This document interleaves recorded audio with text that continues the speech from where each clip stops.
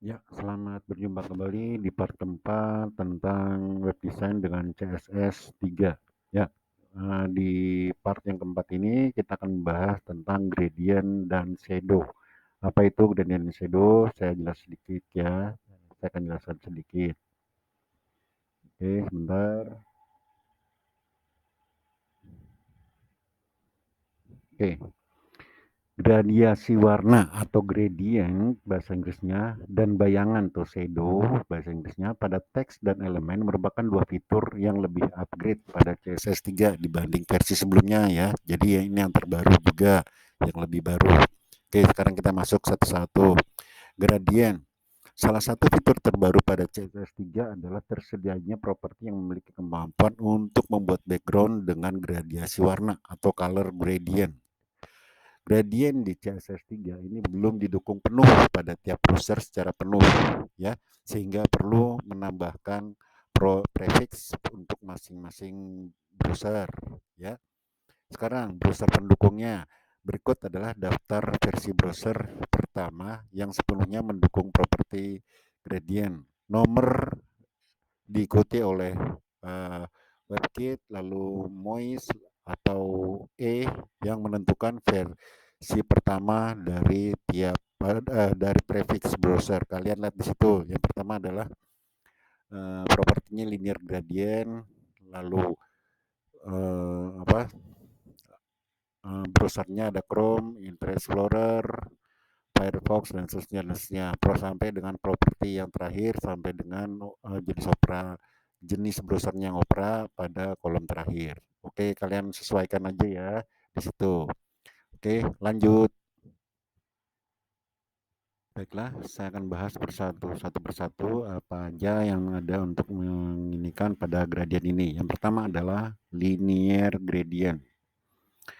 Linear gradient merupakan sebuah properti gradiasi warna yang digunakan untuk menggabungkan beberapa warna sekaligus dengan perpaduan warna dan dari komposisi vertikal ataupun horizontal. Format sintaksnya ya, format penulisannya background di dua linear gradient, lalu arah perubahan warna, koma warna ke satu, warna kedua sampai warna kesekian atau warna ke n. Oke. Lalu jenis-jenis apa saja yang ada pada linear gradient itu. Kalian lihat pada tabel yang di sebelah kanan ya. Itu ada mulai dari vertical linear gradient sampai dengan yang terakhir ya. Transparensi linear gradient. Silahkan kalian baca dan ini kan, dan saya akan membuat contoh, salah satu contoh ya codingannya. Sekali lagi, cuman satu contoh dari jenis linear gradient itu apa. Oke, kita lanjut ke slide berikutnya. Baiklah, ini saya ambil salah satu contoh yaitu yang linear gradient yang diagonal ya, atau lebih tepatnya contoh codingan atau script diagonal linear gradient ya. Sekali lagi, diagonal linear gradient. Saya cuma ambil satu contoh aja terkait dengan terbatasnya waktu pada tampilan di YouTube ya, karena waktunya terbatas. Kali seperti biasa, di gambar atas itu adalah codingan atau script dari linear gradient linear ya, diagonal linear gradient, lalu yang bawahnya adalah hasil running ya di browser. Oke, kalian silakan coba. Oke, lanjut ke slide yang berikutnya. Di slide yang keempat ini saya akan membahas tentang jenis gradient yang kedua, yaitu radial gradient. Oke, bentar ya, biar kita baca atau saya bahas. Saya jelaskan sedikit. Radial gradient merupakan properti gradient yang digunakan untuk membentuk gradiasi warna dengan bentuk lingkaran atau radial. Penulisan sintak mirip dengan linear gradient, hanya mengubah kata linear dengan radial. Jadi hanya mengubah kata linear dengan radial ya. Di sini sintaksnya adalah background titik dua radial gradient, lalu shape size at position, lalu start color, lalu titik tiga kali dan less color. Oke. Nah, terdapat dua jenis bentuk dari radial gradient ya. Terdapat dua jenis bentuk dari radial gradient. Yang pertama adalah kita lihat di tabel ya. Kalian lihat di tabel. Yang pertama adalah set shape. Merupakan properti yang digunakan untuk membuat jenis lingkaran. Lalu yang kedua, repeating radial gradient. Merupakan properti yang digunakan untuk mengulang radial gradiasi. Di situ tertulis ya sintaksnya ya. Oke, saya akan kasih salah satu contoh aja dari jenis radial gradient ini ya. Nanti kita lihat apa jenisnya dan script-nya serta codingannya. Baik, yang di slide yang kelima ini adalah contoh tentang repeating radial gradient. Ya, seperti biasa, contoh script atau codingannya itu ada di gambar atas, yang saya ketik di editor Notepad++, sedangkan di bawahnya adalah hasil running yang ada di browser. Oke, kita lanjut ke slide berikutnya. Baik, di slide yang ada di hadapan kalian ini adalah tentang pembahasan drop shadow ya. Saya akan jelaskan sedikit drop shadow itu apa. Oke. Drop shadow ya, drop shadow merupakan properti CSS3 yang digunakan untuk membuat shadow atau bayangan pada teks, pada elemen teks ya. Terdapat dua jenis properti yang digunakan yaitu box shadow dan text shadow. Oke, ya.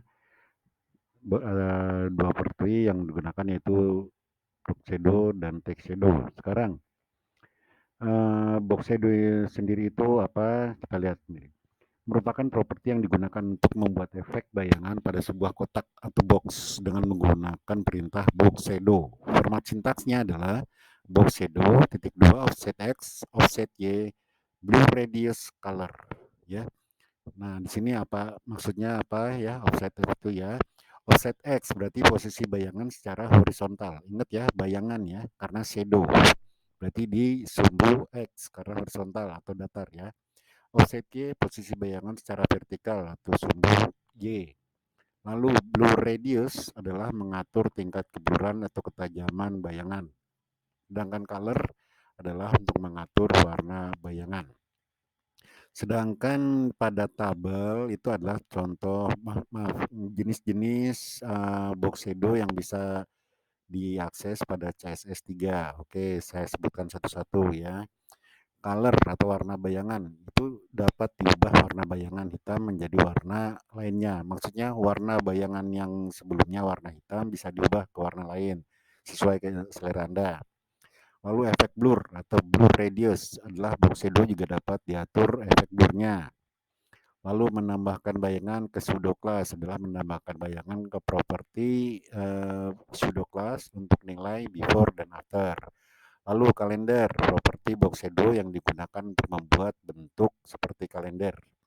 Lalu bingkai foto adalah bingkai foto menarik juga dapat dibuat dengan menggunakan properti box shadow. Sebelum saya jelaskan contoh-contoh dengan codingan untuk tiap jenis box shadow, saya akan kasih contoh dulu codingan atau script dari box shadow itu ya di slide yang ke-7.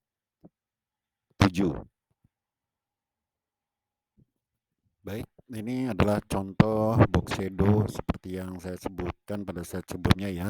Seperti biasa, di sebelah kiri adalah codingannya atau scriptnya dan sebelah kanan adalah hasil running out di browser. Karena kalian lihat ya di situ ya, di box shadow ini yang ada tulisan box shadow di dalam kotak itu berwarna biru muda atau hijau muda ya.